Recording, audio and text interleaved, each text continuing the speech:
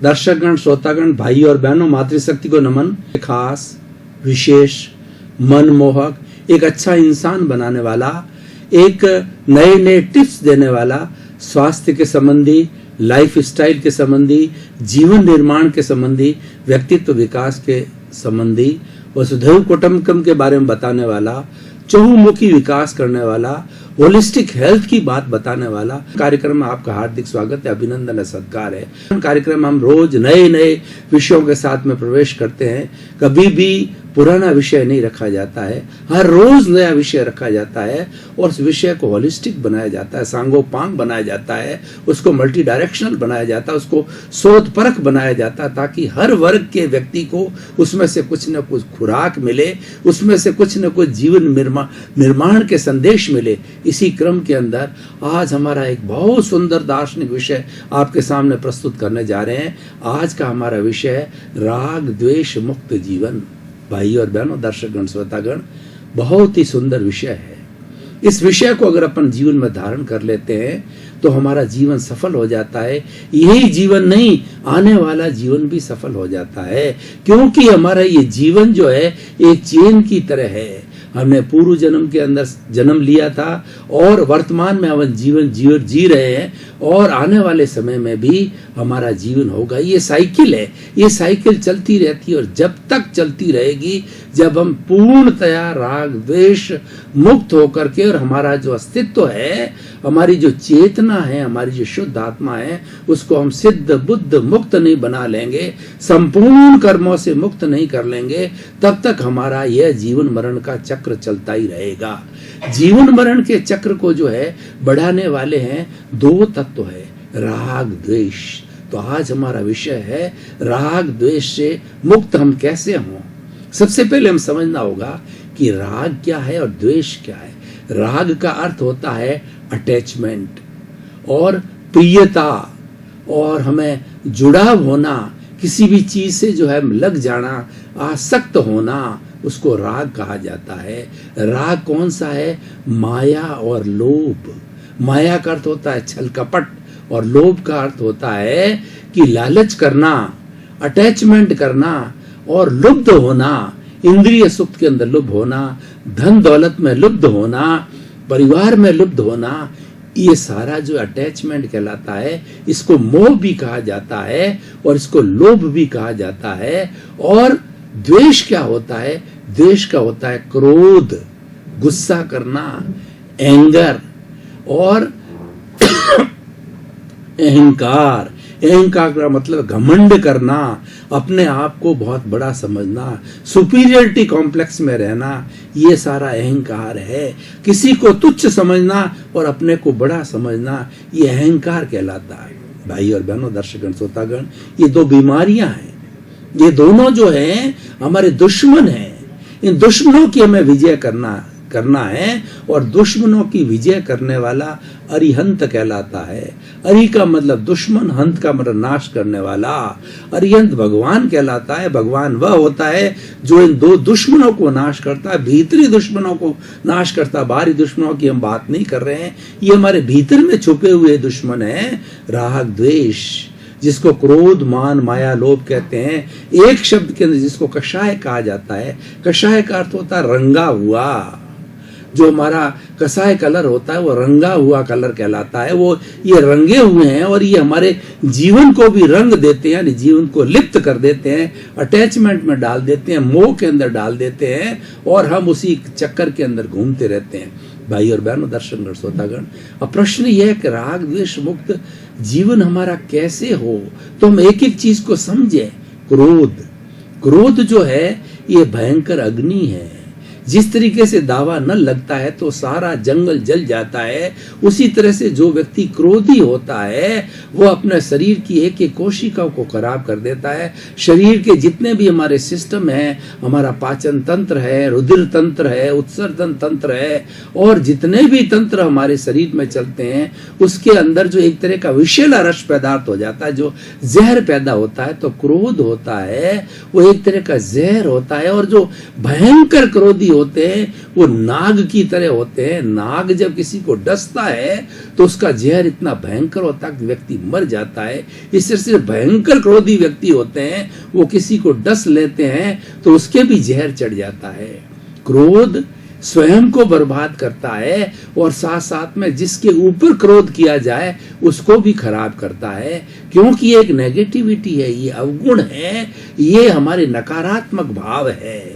और क्रोध के द्वारा आसपास का वातावरण भी जो है वो बहुत ही गमगीन हो जाता है, वातावरण बहुत ही दुखी वातावरण हो जाता है, सैड एनवायरनमेंट हो जाता है।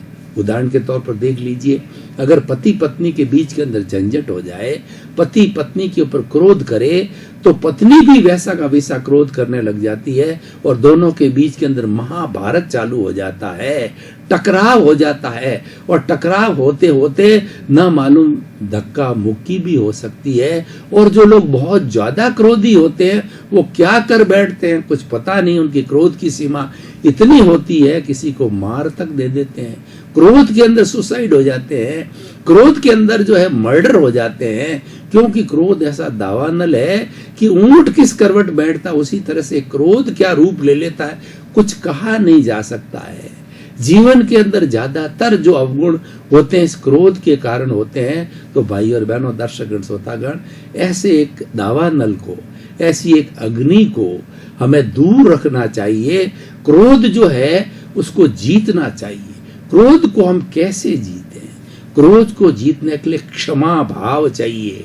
अब मैं जो आपको जो है राग द्वेष युक्त जीवन बता रहा हूं और साथ साथ में मुक्त जीवन भी बता रहा हूं, दोनों साथ साथ चल रहे हैं। यानी कारण और निवारण, समस्या और समाधान दोनों साथ साथ लेके चल रहे हैं। तो हमारा टॉपिक होलिस्टिक हो जाएगा, ताकि यह नहीं कहा जाएगा कि खाली ये विवेचना की गई है, थ्योरिटिकल बात बताई गई है।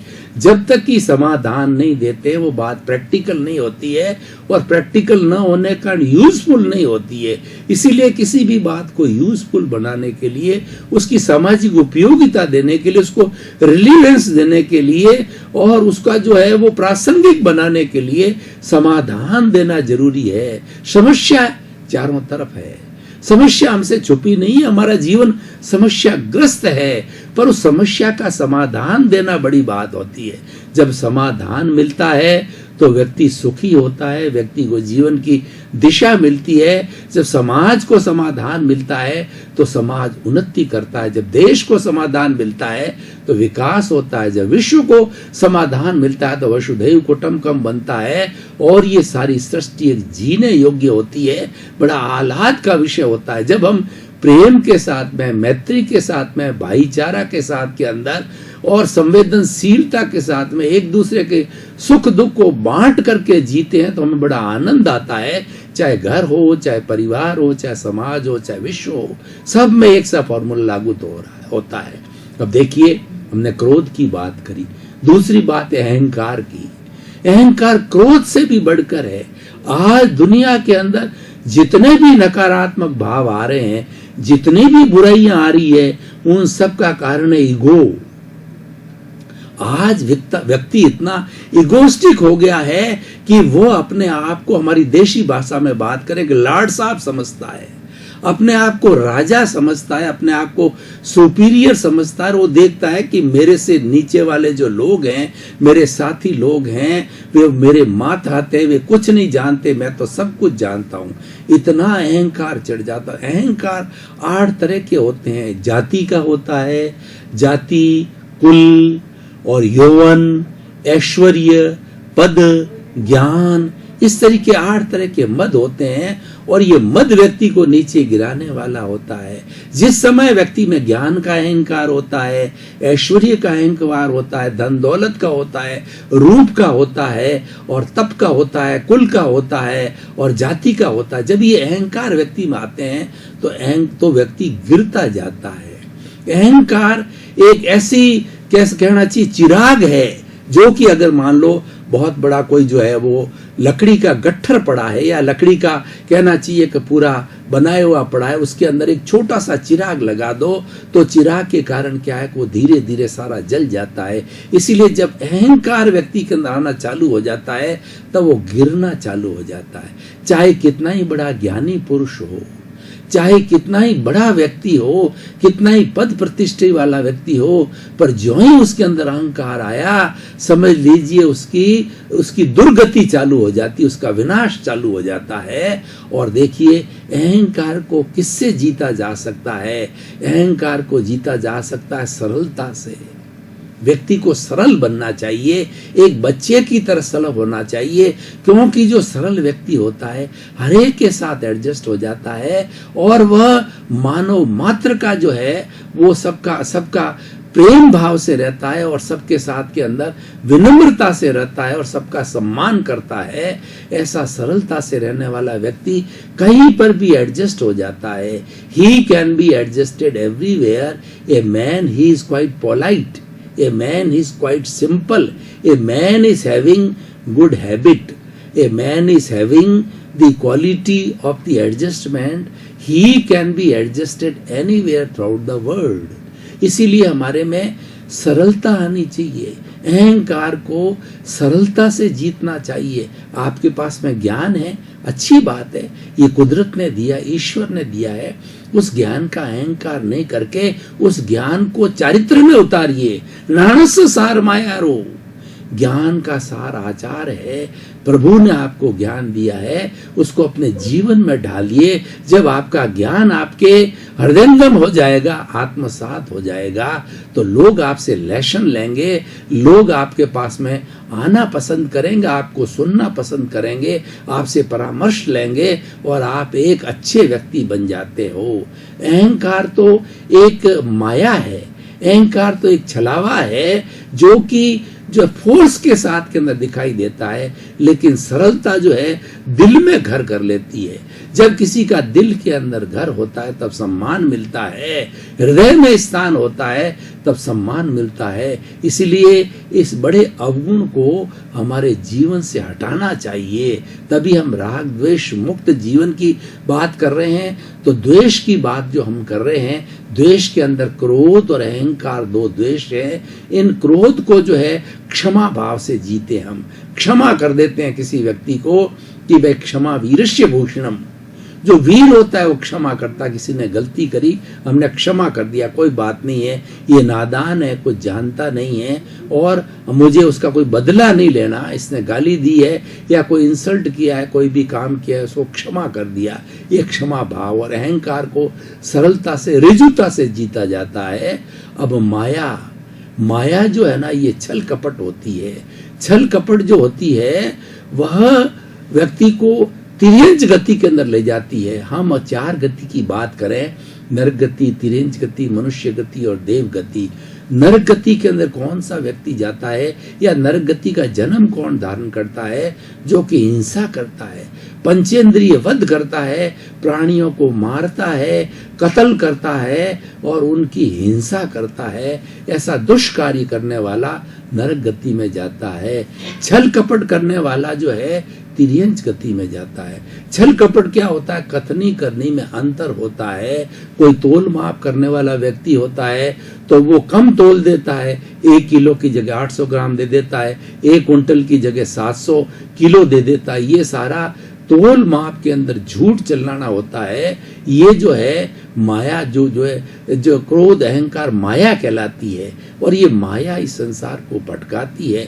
माया एक मीठी छुरी की तरह होती है जो कि भीतर काटती रहती है। हमको पता भी नहीं रहता है कि ये माया हमको काटती जा रही। कुछ लोग ऐसे होते हैं जो कि मुंह के ऊपर तो बहुत मीठे बनते हैं और बाहर जाकर के हमको काटते रहते हैं, हमारी निंदा करते रहते हैं, हमारी प्रतिष्ठा को गिराते रहते हैं। ये सारी माया है। तो माया को जीतने के लिए मृदुता आनी चाहिए। मृदुता का मतलब मिठास आना चाहिए और हमें बोली में चाली में मृदु होना चाहिए। कर्कश नहीं होना चाहिए। हमारी जो भाषा होती है वह भाषा जो है वो अच्छी भाषा होनी चाहिए, प्रिय भाषा होनी चाहिए। वाणी ऐसी बोलिए मन का आपा होए, औरन को शीतल करे और आपू शीतल हो। यानी जीवन में मृदुता आनी चाहिए और हमारा जो छल कपट करने का है वह कार्य हमें छोड़ना चाहिए। छल कपट करने से बहुत नुकसान होते हैं। उदाहरण के तौर पर हम देखिए, एक मान लो पिता पुत्र है और एक तीसरा व्यक्ति होता है। पिता को जो है वो पुत्र की गलत बात बता जाता है और पुत्र को पिता की गलत बात कह देता है। इस तरीके से दोनों के अंदर लड़ाई करवा देता है। यह भी एक माया है। तो इस माया से वो दोनों लड़ने लग जाते हैं। तो और इस एक संप्रदाय दूसरे संप्रदाय से लड़ने जाए तो वो ऐसे जहर के बीज डाल देते हैं कि लड़ाई और उग्रता चालू होता है, सांप्रदायिक उन्माद चालू हो जाता है। इसीलिए हमारों को माया से बचना चाहिए। ये सारी दुनिया के अंदर जो है माया फैली हुई है। हम सांख्य दर्शन को देखें तो प्रकृति और पुरुष होते हैं। पुरुष होता है वो अनंत ज्ञान वाला होता है, वो प्योर होता है और वो सृष्टि का नियंता होता है। और जो प्रकृति होती है वह प्रकृति छल कपट करती है, प्रकृति के अंदर माया होती है। पुरुष के अंदर उस प्रकृति का बिंब करने के कारण वो पुरुष अशुद्ध हो जाता है और जब वो बिंब हटता है तो वापस जो है पुरुष प्योर हो जाता है। यानी जो हमें दुर्गति की ओर ले जाने वाली है ये माया है, ये छल कपट है। उसकी जगह मृदुता का उपयोग होना चाहिए। एक अब अंतिम आता है लोभ। लोभ एक ऐसी प्रवृत्ति है जिसको कि अटैचमेंट कहा जाता है। व्यक्ति किसी न किसी शिद्ध के अंदर लुब्ध हो जाता है और इसलिए कहा गया है विषय नर की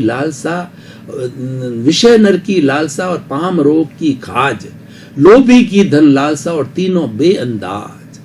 विषयी व्यक्ति होता है वो भोगों के अंदर आसक्त रहता है और विषय नर की लालसा और पाम रोग की खाज, जो खुजली होती है उसको हम खुजलाते रहते हैं और इतना खुजलाते हैं कि खून आ जाता है।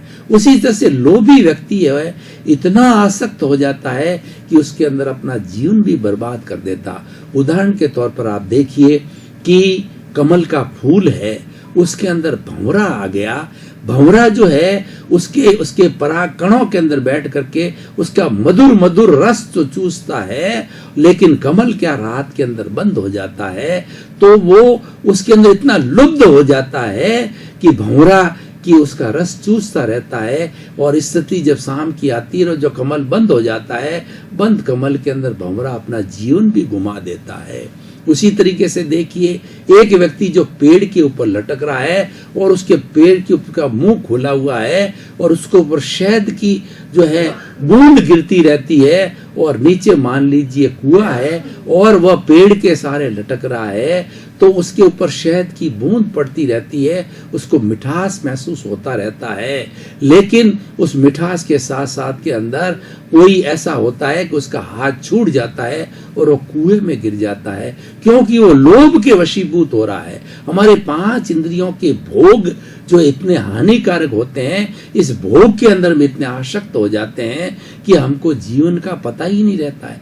पूरा जीवन 5 इंद्रियों के भोग के अंदर इतने लिप्त होकर के मेरा घर, मेरा परिवार, मेरा धन, मेरी दौलत, मेरा पद, मेरी प्रतिष्ठा, उसमें हम इतने लुप्त हो जाते हैं कि पूरा जीवन उसके अंदर लगा देते हैं। हमको जीवन के सत्य का मालूम नहीं पड़ता है, शाश्वत सत्य मालूम नहीं पड़ता है कि मैं कौन हूं, मैं कहां से आया हूं और मुझे कहां जाना है, किस पर्पस के लिए जन्म हुआ था। ऐसा लोभ होता है, पूरा जीवन उसके अंदर लगा देता है। लोभ की माया बहुत ही भयंकर है। अच्छे अच्छे जो है संत महात्मा है वो भी लोभ को नहीं छोड़ जाते। तो भाइयों बहनों, दर्शकगण, श्रोतागण, मैंने ये 4 तरह के क्रोध, अहंकार, माया, लोभ है, ये राग द्वेष रूपी जो हमारे दुश्मन हैं, इनको जानकारी दी। और लोभ को जीतने के लिए अनाशक्ति आनी चाहिए। वस्तु परिग्रह नहीं है, वस्तु के प्रति वासना, वस्तु के प्रति लिप्तता, वस्तु से संबद्ध होना, वस्तु को अपना समझना, उसमें अनुरक्त होना, ये अटैचमेंट होना, ये सारा लोभ कहलाता है। आपके पास करोड़ों की संपत्ति है, लेकिन आप समझते हो कि मैं तो इसका ट्रस्टी हूँ, मैं तो इसका चौकीदार हूँ, मुझे पुण्य अर्जन से प्राप्त हुई है, और वो लक्ष्मी आप दोनों हाथों से उलीसते जाइए, यानी दान पुण्य करते हैं, चैरिटी करते हैं, तो आपको अनाशक्ति होगी। क्योंकि आप समझते हैं कि ये धन मेरा नहीं है, ये धन नाशवान है, ये शरीर नाशवान है, और किसी न किसी दिन इस शरीर को जाना है। लेकिन इस हमारा जो ये शरीर हमें जो प्राप्त हुआ है, मन वचन काया, इसका उपयोग मैं परोपकार के लिए करूं, मेरे स्वयं के जो है वो कल्याण के लिए करूं, मेरी आत्मशुद्धि के लिए करूं, मेरी धर्म आराधना के लिए करूं, और लोगों के लिए परोपकार के लिए करूं। वो जीवन उच्च होता है। भाई और बहनों, दर्शकगण, श्रोतागण, आज हम थोड़ा वर्तमान परिप्रेक्ष्य को देखते हैं। वर्तमान परिप्रेक्ष्य के अंदर ये राग द्वेष इतना छाया हुआ है कि हर वर्ग के अंदर जो है अशांति महसूस होती है। घरों में जाइए, कोई किसी को टॉलरेट नहीं करता, बड़ा भाई छोटे भाई के साथ रहने को तैयार नहीं है, पति पत्नी साथ रहने को तैयार नहीं है, माँ बाप की सेवा करने को लोग तैयार नहीं है। अरे भाई, ये सारा परिवार किस लिए मिला है? सारा परिवार सुख शांति के लिए मिला है, क्योंकि हमारी भारतीय जो संस्कृति की विशेषता संयुक्त परिवार है। 100 लोग एक साथ रहा करते थे, आनंद की अनुभूति के लिए रहा करते थे। लेकिन आजकल न्यूक्लियर फैमिली इसलिए हो गई है कि हमारे में जो ये राग द्वेष बहुत बढ़ गए हैं, हमारे में अहंकार बहुत आ गया है, और उसके साथ साथ में सहनशीलता की कमी हो गई है। राग द्वेष जब बढ़ता है तो सहनशीलता की कमी आती है, इनटॉलरेंस होती है, कोई किसी को सहता नहीं, क्योंकि घमंड आ जाता है। दर्शकगण, श्रोतागण, भाई और बहनों, आपका बहुत बहुत धन्यवाद। एक ऐसा कार्यक्रम है जिसके अंदर नई नई चीजें, जीवन निर्माण की चीजें बताई जाती है, और बहुत लौकिक जो है जीवन की, बहुत विज्ञान की बातें बहुत बताई जाती है। लेकिन जीवन निर्माण की बातें बताना एक बहुत सार्थक कार्यक्रम को आप देखते रहिए, ताकि हमें प्रोत्साहन मिलेगा। हम अपने एपिसोड्स की क्वालिटी को और अच्छा बनाएंगे, प्रैक्टिकल बनाएंगे, रचनात्मक बनाएंगे, ताकि हम आपको अच्छी सामग्री, अच्छे विचार, अच्छी आइडियोलॉजी दे सके। इसी क्रम के अंदर आपका खूब खूब कल्याण हो, मंगलमय हो। सर्वे भवन्तु सुखिनः, सर्वे भवन्तु निरामया। सारे जगत का कल्याण हो, सुख मिले, सबको शांति मिले, मोक्ष मिले। इसी क्रम में आपका जीवन आनंदमय हो, मंगलमय हो, सुखमय हो। आपके प्रति मंगल भाव।